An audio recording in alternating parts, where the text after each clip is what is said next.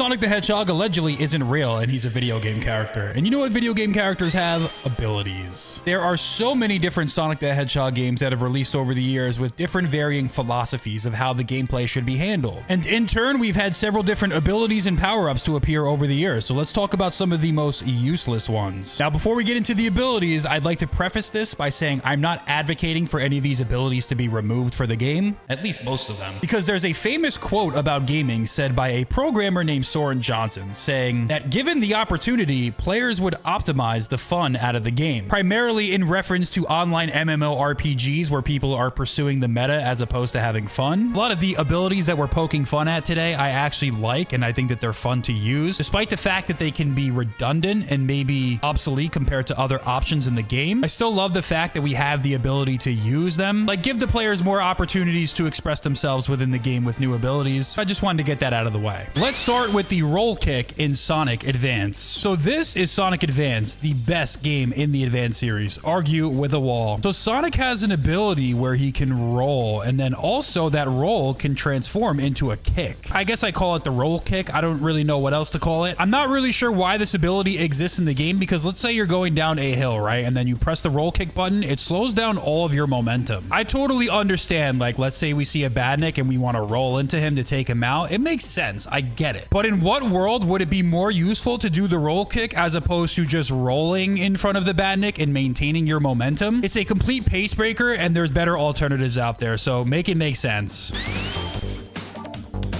So in the Cityscape level in Sonic Adventure 2, if you use the bounce attack on these crates, you will unlock a power-up right here called the Magic Hands. And what does Magic Hands do? Well, if you walk up to a badnik, or gun robot in this case, which why would you ever just like be this close to a badnik in Sonic Adventure 2? You can press the B button, and now we have a mini gun robot Funko Pop right here, which in turn you can use to throw at the badniks. Not really sure why this exists because it is very impractical. And who needs the Magic Hands when I got this little guy right here that I can use as an even more effective weapon? Sorry, Omo-chow. So Sonic Unleashed is one of the fastest Sonic games, and oftentimes you'll find yourself, you know. Here we go! Go! The point I'm trying to make is that in Sonic Unleashed, in the daytime stages, you're moving at a blazing fast pace, with really no time to stop and look around at the surroundings unless you're looking for the sun medals. So we got a pack of badniks right here. These guys are chasing me at a blazing fast speed. So what happens if you walk up to this guy? Ow! If you walk up to him and you press the B button repeatedly, you can do like a sweeping kick. In what world would it be more practical to stop, do a sweeping kick of a badnik as opposed to doing that? I'm not mad about it, but listen, just why? I need you all to be honest with me right here, right now, and don't lie, by the way. Be honest if you didn't know that there was a rolling ability in the 2D cyberspace sections in Sonic Frontiers. In case you needed more evidence of Sonic Frontiers' broken and janky physics, you may have not known this, but in the 2D sections, let's say you're going down a hill, for example, like right here, you can go down on the D-stick, and look at that. There's some rolling physics, kind of. It's like very broken, and in some cases doesn't even work. You see a loop-de-loop and you try to spin through it, it just doesn't work like the classic games. I know Sonic fans want rolling physics, but for some reason, Sega was not able to properly program them into the game. But regardless, I still like that it's an option. I can't really think of an instance where you'd rather do that as opposed to just straight up boosting. Sonic fans, you all know the story of the Lightspeed Dash. It was introduced in Sonic Adventure 1, and when Sonic sees a trail of rings, he's able to go through them quickly. Sometimes it serves as a vehicle for automation and spectacle, but other times it's actually useful to find secret paths and potentially get higher scores. But in Sonic Generations, this ability is especially useless and disappointing. For whatever reason, in Sonic Generations, there's like 1 or 2 levels where you can actually use the Lightspeed Dash, and totally scripted and predetermined locations for the players where it's blatantly obvious to use it. If you ever see a trail of rings in this game, you can't just walk up to it and Lightspeed Dash it for whatever reason. So it's programmed into the game, and even in boost games like Sonic Unleashed, you had free range over the Lightspeed Dash. This game just completely removes that agency from the player. It would be more beneficial if the players had the option to use it regardless of whether or not it was necessarily practical, because like I said before, in platformer games, player expression through movement is very important.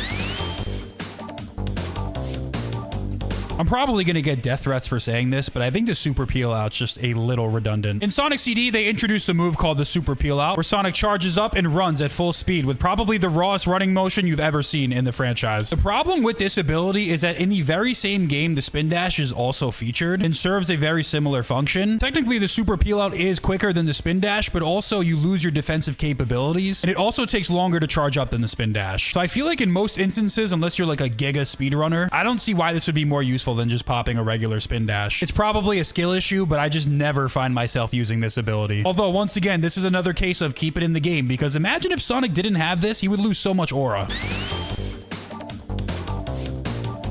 So in Frontiers, you have the slide ability, which is featured in all of the boosting games. The problem with this ability in Frontiers is that it's pretty much useless. At least in the other boosting games, it's incorporated into the level design, like you have to slide under things and it kind of tests your reaction time. In Frontiers, as far as I'm aware, I don't think any of that even exists. You could technically use it to break objects. You could also just simply punch to do that. You could also use it in combat sometimes, but half the time you try sliding into an enemy, it just goes into one of those automated cutscene abilities. There's also significantly better combat abilities to engage with in the game, so it's genuinely useless.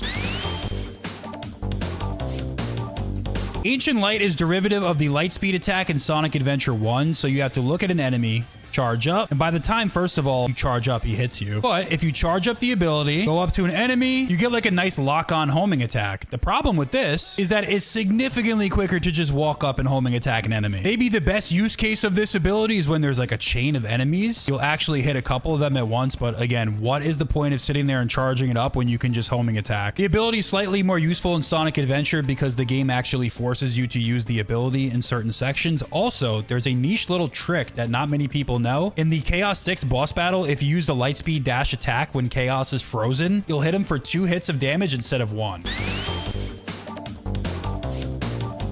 One of the new gimmicks in Sonic Superstars was the introduction of the Emerald powers, which were basically mini gameplay abilities you could unlock by getting the Chaos Emeralds of the story. But there's one that I find very useless, and that is the Vision ability. So you can use this to find secret platforms in the game, but the problem is half the time they're not actually there. They're pretty much only there when prompted, so you're not gonna like accidentally use this to find something cool in the game. It's just like you wait for the game to tell you when to use it. You also have the ability that grows a plant, which helps you get to higher points in the level, and once again, I really don't find myself using this very often. Like in theory, it could be cool. In application, this is probably never going to help you achieve a faster time in a level. Certainly helps with exploration a little bit, but with characters like Tails who can fly, Knuckles and Trip who can climb, when would you really be using this? You can kind of make a case for a lot of the Emerald powers in this game. I don't find them to be that useful, but hey, I guess at least it's an option that players have to use.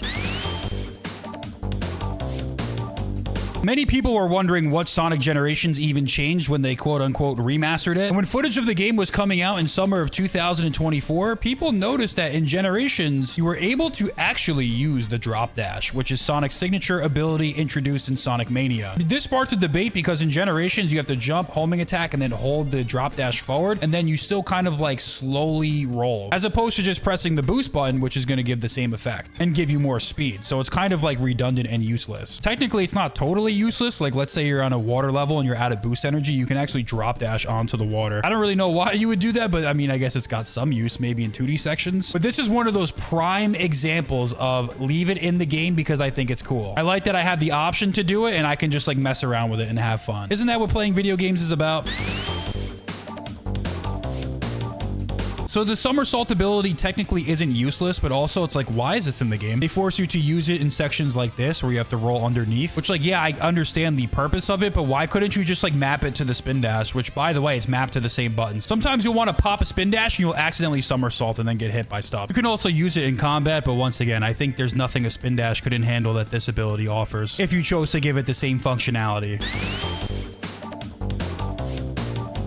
Similar to Generations, Frontiers also has a drop dash ability. Some of you may not even know this, but it's kind of useless for the most part. Although I will admit, I have a lot of fun mindlessly drop dashing down slopes in Frontiers. In terms of movement practicality, there's never really going to be an instance where the drop dash is more effective than just popping a boost, because you can't really move the direction of the drop dash that much, as opposed to boosting where you can change directions easier. It's especially useless and redundant in cyberspace. I don't think there's any instance where using this ability will help you get a faster time, as opposed to just using using the regular boost, which is probably why people hate it so much. Unlike the slide ability, you can use the drop dash pretty consistently in combat, but it barely does any damage. But if you want to do some style points and kind of LARP as Sonic, you have the freedom to do that. And there's one little trick where it has practical application. There's some of these terrains that are difficult to scale and actually impossible to scale while running, but Sonic can do it while drop dashing. So once again, player expression for the win. Cool niche abilities that you may never use. I'm cool with it, man.